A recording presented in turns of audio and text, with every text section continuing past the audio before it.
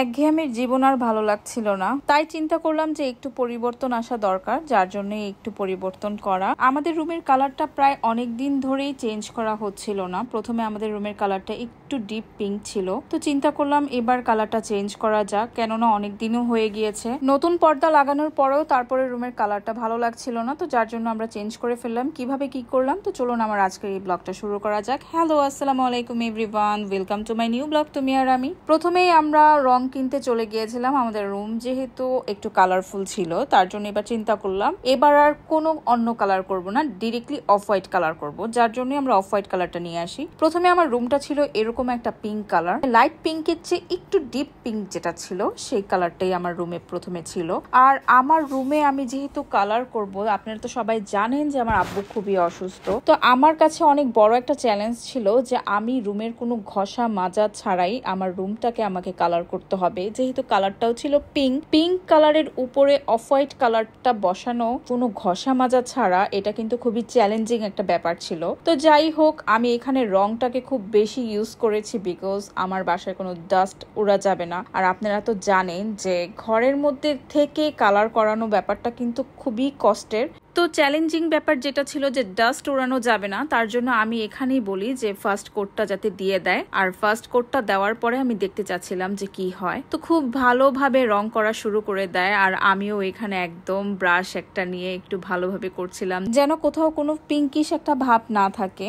আর নিজের বাসার জিনিসগুলো আসলে করতেও কিন্তু অনেক ভালো লাগে। আমি চাচ্ছিলাম যাতে আমার রুমটা একদম পারফেক্ট হয়ে যায়। তো আপনাদের ভাইয়াও আমার দেখা দেখি বললো যে না ঠিক আছে, তুমি যেহেতু এত কষ্ট করছো আমিও তোমার সাথে একটু হেল্প করি। এই তো এখন মোটামুটি একটা কোট দেওয়া হয়ে গিয়েছে। এখন উপরের পোর্শনটা রং করা হচ্ছিল, আর এটা একবারই করা হবে বিকজ এটা অলরেডি আগে থেকেই হোয়াইট ছিল, যার জন্য এটা সেকেন্ড কোট দেওয়া লাগবে না। এই তো ফাইনালি আমাদের এই রুমটা সুন্দরভাবে অফ হোয়াইট কালার করা হয়ে গিয়েছে। আর এই জিনিসটা আমরা একদিনের মধ্যে করেছি, মানে আমরা সেকেন্ড ডেতে এই জিনিসটা করিনি বিকজ আমাদের বাসায় যেহেতু পেশেন্ট আছে আর একদিনের মধ্যেই আমাদেরকে কাজটা কমপ্লিট করতে হবে। আর যেহেতু আমরা আমাদের রুমেই থাকি, তো এটা আমাদের জন্য একটা চ্যালেঞ্জিং ছিল, আর যে চ্যালেঞ্জটা আমরা কমপ্লিট করতে পেরেছি আলহামদুলিল্লাহ। আর এটা আমি এখন সবকিছু রুমের ডাস্ট গুলাকে জাস্ট ক্লিয়ার করছি। আর আরেকটা কথা আপনাদের সাথে শেয়ার করি, আমি যখন আমার রুমটাকে কালার করেছিলাম, আমি এখানে পুরানো যেই চাদরগুলো ছিল সেই চাদরগুলো প্রত্যেকটা ফার্নিচারের উপরে দিয়ে রেখেছিলাম, যার জন্য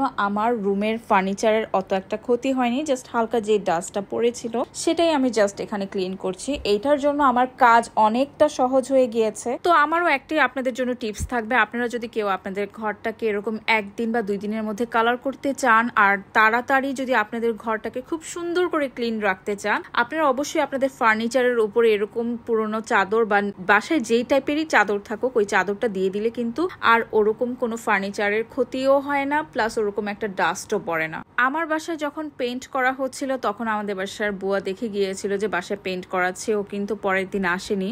ও ভেবেছিল ওর জন্য কাজ ফেলে রাখা হবে বা সেদিন অনেক কষ্ট হবে, বাট আমাদের বাসায় একদিকে পেইন্ট হয়েছে, যতই রাত হয়েছে আমরা ওই দিনই আমাদের বাসার কাজটা নিচের ফ্লোর হতে শুরু করে সব কিছু কাজ কমপ্লিট করে ফেলেছে বিকজ আমরা তো এই রুমটাতেই থাকবো। আপনাদের ভাইয়া আমাকে বুদ্ধি দিল, যেহেতু আমরা একদিনে এত কষ্ট করে রংটা করে ফেললাম, তো আমরা কেননা আজকেই সব কাজটা কমপ্লিট করে ফেলি, এতে করে আমাদের কাজটাও হয়ে যাবে আর তাছাড়া আমাদের কালকের জন্য কোনো কাজ থাকবে না। তো কালকে সারাটা দিন আমরা রেস্ট করতে পারবো। কেন জানি কাজ না ফেলে রাখলে দেখা যায় যে একটা আলসামি চলে আসে, তো ওইটাও আমরা আসলে চাচ্ছিলাম না। তো যতই কষ্ট হোক না কেন আমরা চিন্তা করলাম যে না ঠিক আছে, আপনাদের ভাইয়া ঠিকই বলেছে, তো আমিও সব কাজ একবারই করে ফেলছি। এদিকে আপনাদের ভাইয়া একটু একটু করে সব ফার্নিচার গুলোকে টানছিল, যেহেতু এগুলো সবগুলো মাঝখানে নিয়ে আসা হয়েছে, পুরো ঘরটা রং করা হয়েছে।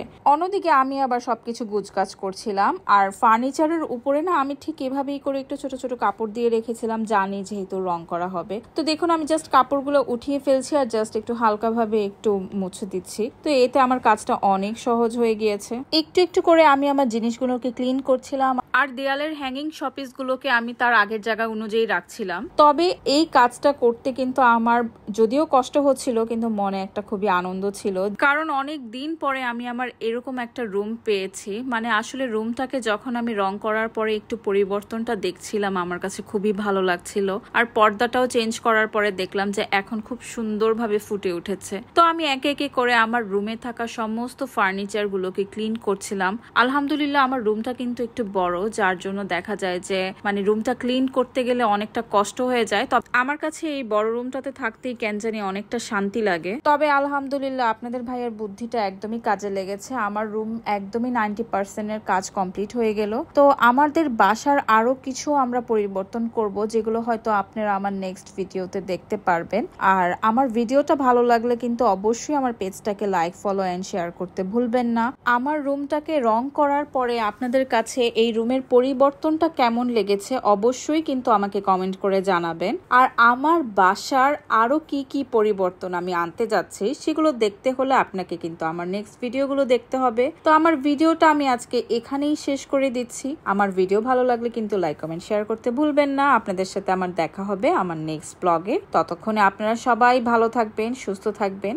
আপনাদের দোয়ায় আমার আর আমার পরিবারকে অবশ্যই রাখবেন। আমিও আপনাদের সবার জন্য মন থেকে অনেক দোয়া করি আপনারা যাতে সবাই ভালো থাকেন। আমি চাই সবাইকে নিয়ে একসাথে আগাতে, সবার সাথে একসাথে হাসি খুশি ভাবে থাকতে। তো এই তো আমার ব্লগটা আমি আজকে এখানেই শেষ করছি। অবশ্যই কিন্তু কমেন্ট করে জানাবেন ভুলবেন না কিন্তু। আজকের ভিডিওটা এই পর্যন্তই। আল্লাহ হাফেজ।